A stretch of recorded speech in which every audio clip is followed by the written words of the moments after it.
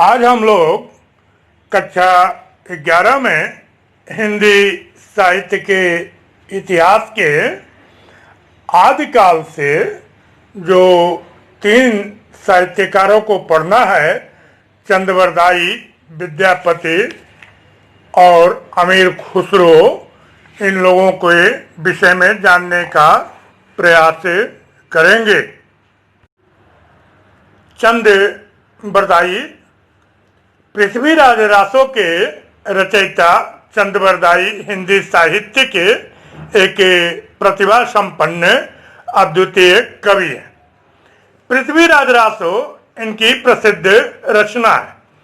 पृथ्वीराज रासो की प्रामाणिकता तथा उनका समय दोनों संदिग्ध है। पृथ्वीराज रासो को कुछ विद्वान अप्रमाणित तथा कुछ अर्ध प्रमाणित मानते हैं, जिसके फलस्वरूप चंद्रवरदाई का समय और उनके व्यक्तित्व का मूल्यांकन विवादास्पद हो गया है। चंद्रवरदाई राजा पृथ्वीराज के अन्यतम मित्र थे। ये युद्ध, आखेट और सभा में हमेशा पृथ्वीराज के साथ रहते थे। वे काव्य, छंद शास्त्र, पुराण, ज्योतिष, नाटक आदि में सिद्धहस्त थे। ऐसा माना जाता है कि पृथ्वीराज के साथ चंद्रवरदाई विक्रम संवत 1206 में पैदा हुए थे। पृथ्वीराज रासो में उल्लेख है कि इनका जन्म लाहौर में हुआ था। जात के ये ब्राह्मण थे। पृथ्वीराज का साम्राज्य संवत 1165 से संवत 1192 तक अजमेर से दिल्ली तक फैला हुआ था। जब मोहम्मद गोरी पृथ्वीराज को बंदी बनाकर गजनी ले गया, तब चंद्रवरदाई भी पृथ्वीराज रासो की रचना का भार अपने पुत्र जल्लड़ को देकर वहां गए। पुस्तक जल्लड़ हाथ दे चल गज्जन नृपकाज, ऐसी उक्ति प्रचलित है कि गजनी जाकर कवि ने उक्त पंक्तियां सुनाई, जिनके आधार पर पृथ्वीराज चौहान ने शब्द भेदी बाण चलाया और मोहम्मद गोरी का अंत कर दिया। 4 बांस 24 गज अंगुल अष्ट प्रमाण, ता ऊपर सुल्तान है मत चूको चौहान। तत्पश्चात दोनों ने एक दूसरे को तलवार द्वारा मृत्यु के घाट उतार दिया। आइए इनकी रचना पृथ्वीराज रासो के संबंध में थोड़ा जान लेते हैं। पृथ्वीराज रासो हिंदी भाषा में लिखा एक महाकाव्य है, जिसमें पृथ्वीराज चौहान के जीवन और चरित्र का वर्णन किया गया। इसके रचयिता राव चंद्रवरदाई भट्ट पृथ्वीराज के बचपन के मित्र और उनके राजकवि थे, और उनकी युद्ध यात्राओं के समय वीर रस की कविताओं से सेना को प्रोत्साहित भी करते थे। पृथ्वीराज रासो 2500 पृष्ठों का बहुत बड़ा ग्रंथ है, जिसमें 69 सर्ग या यूं कहें कि अध्याय है। प्राचीन समय में प्रचलित प्राय सभी छंदों का इसमें व्यवहार हुआ है। मुख्य छंद है कवित्त अर्थात छप्पय, दोहा अर्थात दोहा, तोमर, त्रोटक, गाहा और आर्या। जैसे कादंबरी के संबंध में प्रसिद्ध है कि उसका पिछला भाग बाणभट्ट के पुत्र ने पूरा किया है, वैसे ही रासो के पिछले भाग का भी चंद्रवरदाई के पुत्र जल्लड़ द्वारा पूर्ण किया गया है। रासो के अनुसार जब गोरी पृथ्वीराज को कैद करके गजनी ले गया, तब कुछ दिनों पीछे चंद्रवरदाई भी वहीं गए। जाते समय कवि ने अपने पुत्र जल्लड़ के हाथ में रासो की पुस्तक देकर उसे पूर्ण करने का संकेत किया। जल्लड़ के हाथ में रासो को सौंपे जाने और उसके पूरे किए जाने का उल्लेख रासों में है। पुस्तक जल लड़ हाथ दे, चल गज्जन रिपकाज। पृथ्वीराज रासो में दिए हुए संवतों का ऐतिहासिक तथ्यों के साथ अनेक स्थानों पर मेल न खाने के कारण अनेक विद्वानों ने पृथ्वीराज रासो के समसामयिक किसी कवि की रचना होने में संदेह करते हैं और उसे 16वीं शताब्दी में लिखा हुआ ग्रंथ ठहराते हैं। इस रचना की सबसे पुरानी प्रति बीकानेर के राजकीय पुस्तकालय में कुल 3 प्रतियां मिली है। रचना के अंत में पृथ्वीराज द्वारा शब्दभेदी बाण चलाकर गोरी को मारने की बात भी की गई है। क्रम को आगे बढ़ाते हुए विद्यापति जी के विषय में जानने का प्रयास करते हैं। इनका जन्म संवत 1425 में बिहार के दरभंगा, जो वर्तमान में मधुबनी जिला है, के बिस्पी गांव में हुआ था। ये तिरहुत के महाराज शिव सिंह के आश्रय में रहते थे। ये एक महान पंडित थे। इनकी रचनाएं संस्कृत, अवहट्ट और मैथिली भाषा में लिखी गई है। विद्यापति शिव भक्त कवि के रूप में विशेष प्रसिद्धि पाई थी। पूरे मिथिला अंचल में प्रचलित लोक कहावत के अनुसार साक्षात शिव भगवान इनके घर में उगना नाम से नौकर के रूप में मात्र भोजन के एवज में कार्य इस शर्त पर किया था कि वे अपने सिवा इस बात को किसी अन्य को चर्चा नहीं करेंगे कि उनके घर में उगना स्वयं ही देवाधिदेव साक्षात शिव है। पर एक दिन किसी कारणवश विद्यापति अपनी पत्नी के सामने उगना को साक्षात महादेव का पुकार दिया। फिर क्या, महादेव जो कि उगना के रूप में वहां थे, पल भर में ही उनके आंखों के सामने से ओझल हो और गायब हो गए। विद्यापति संक्रमण काल के कवि थे। एक तरफ वीर गाथा काल के कवियों में उनका नाम गिना जाता है, तो दूसरी तरफ वे हिंदी में श्रृंगार और भक्ति की परंपरा का आरंभ करते हुए दिखाई पड़ते हैं। इनकी रचना कीर्तिलता और कीर्ति पताका में वीरत्व का भाव प्रदर्शन है। पदावली में श्रृंगारी रूप है और शैव सर्वस्वसार में भक्ति की सुधाधारा अबाधगत से प्रवाहमान है। हिंदी साहित्य में विद्यापति की अमर कीर्ति का कारण कीर्ति पताका तथा पदावली है। पदावली में राधा कृष्ण की प्रणय लीलाओं का अनूठा वर्णन हुआ है।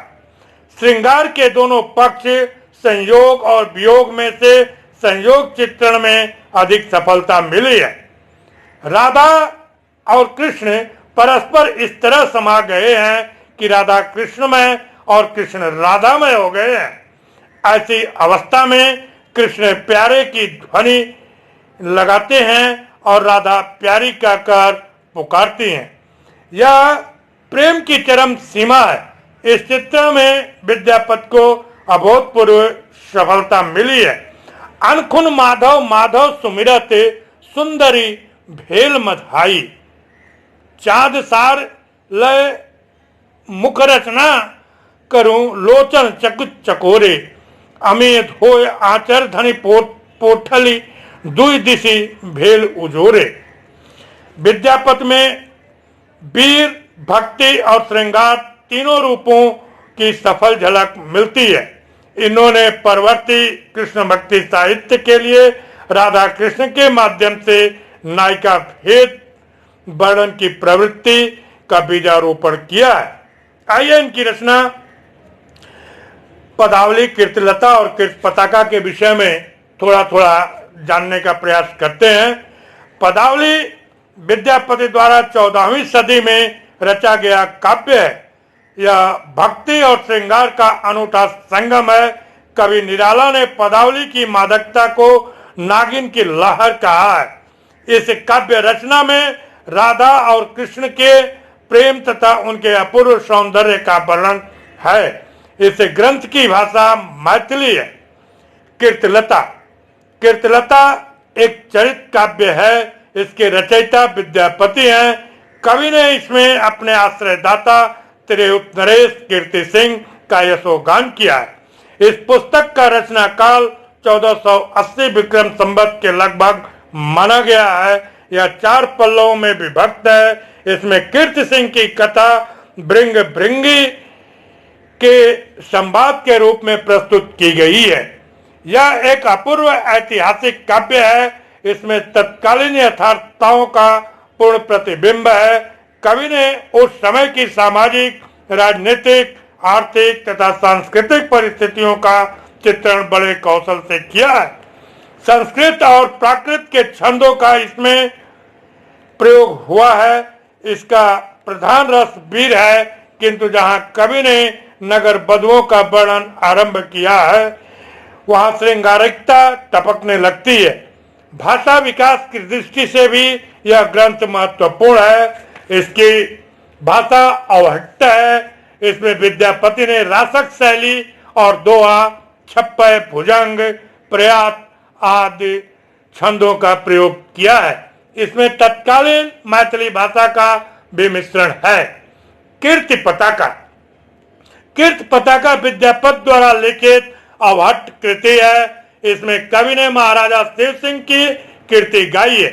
ग्रंथ के आरंभ में कवि ने अर्धनारीश्वर शंकर एवं गणेश की वंदना की है, अपने काव्य की प्रशंसा की है। इस रचना में अर्जुन राय का यशोगान किया है, शक्ति सिंह की शक्ति का परिचय दिया है और अंत में तिरहुत के गौरव का वर्णन किया है। प्रार्थना और गौरव गान के बाद कवि ने कृष्ण और उनके अवतार का वर्णन किया है। इसके बाद मूल कथा प्रारंभ होती है। कवि ने इस गद्य पद्य मिश्रित ग्रंथ में रति और उत्साह नामक 2 प्रधान भावों को स्वीकार किया है। सेना का वर्णन, हथियारों के वर्णन और राजा के यश के गायन में ही कवि केंद्रित हो गया है, जिससे काव्य का उत्साह सुंदर रस का रूप धारण नहीं कर सका है। इसकी शैली इतिवृत्तात्मक तथा भाषा अवहट्ट है। क्रम को पुनः आगे बढ़ाते हैं और अमीर खुसरो के संबंध में जानने का प्रयास करते हैं या उनको समझने का प्रयास करते हैं। इनका जन्म संवत 1310 में एटा जिला के पटियाला ग्राम में हुआ था। इनकी मृत्यु संवत 1382 मानी जाती है। खुसरो हिंदी खड़ी बोली के आदि कवि हैं। इनकी सबसे बड़ी विशेषता यह है कि अपने काल के अन्य कवियों की यशोगान की प्रवृत्ति से अलग होकर इन्होंने मनोरंजक साहित्य का सृजन किया। ये निजामुद्दीन औलिया के शिष्य थे। इनका असली नाम अब्दुल हसन था। इन्होंने अपने जीवन काल में 8 सुल्तानों का शासक देखा था। इनके रचना का उदाहरण देखें। सारी रात मोर संग जागा, भोर भयो तो बिछुरन लागा, ताके बिछुरते फाटत हिया, कह सखी साजन ना सखी दिया। दूसरा उदाहरण देखें। गोरी सोवे सेज पर, मुख पर डारे केस, चल खुसरो घर आपने, रैन भई चहु देश। तीसरा एग्जाम्पल हम लोग देखें।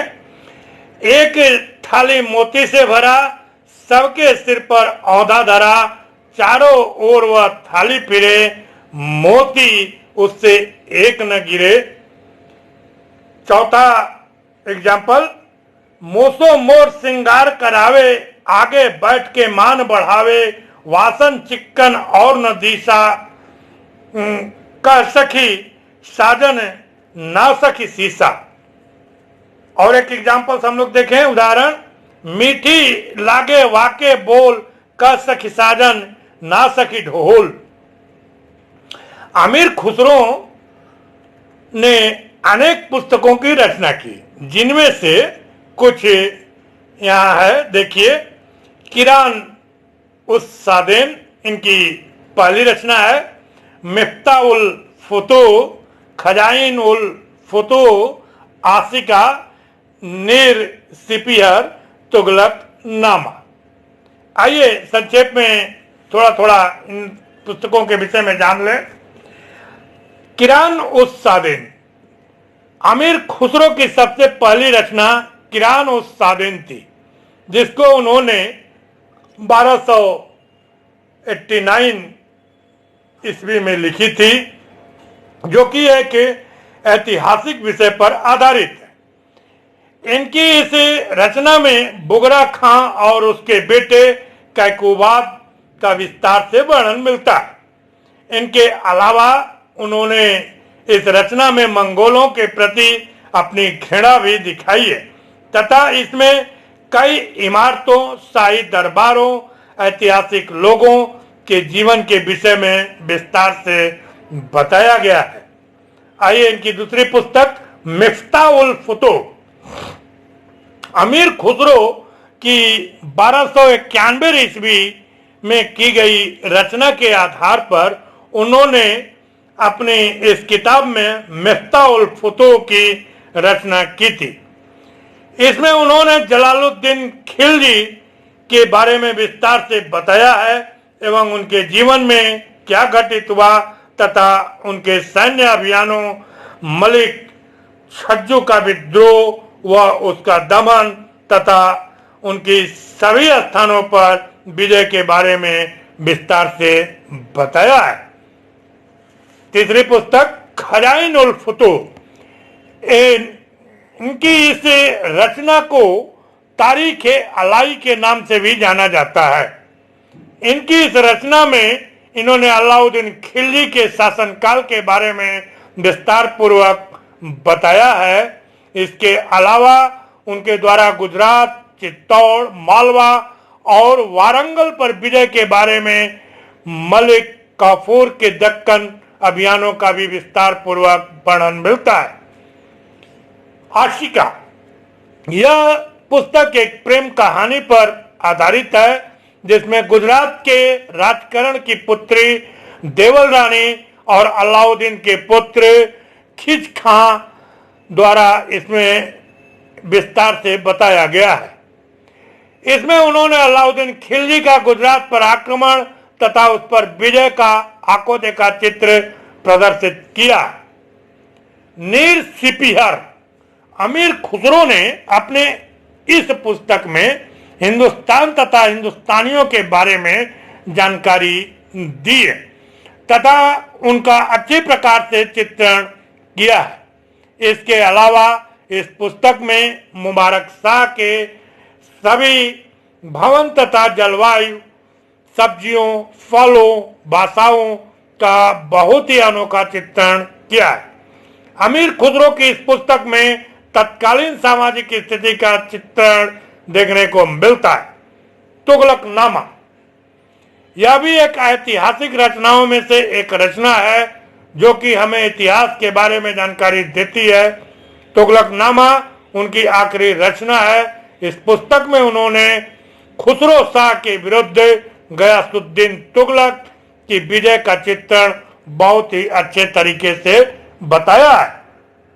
आज हम लोगों ने हिंदी साहित्य का इतिहास के प्रथम काल, आदिकाल के प्रमुख साहित्यकार चंद्रवरदाई और उनकी रचना पृथ्वीराज रासो, विद्यापति एवं उनकी रचना पदावली, कीर्तिलता, कीर्ति पताका तथा अंत में अमीर खुसरो और उनकी रचना किरान उस सादिन, मिफ्ता उल फुतू, खजाइन उल फुतू, आसिका, नीर सिपिहर और तुगलक नामा के विषय में संक्षेप में जाना। आज के लिए बस इतना ही। आप सभी को बहुत बहुत धन्यवाद।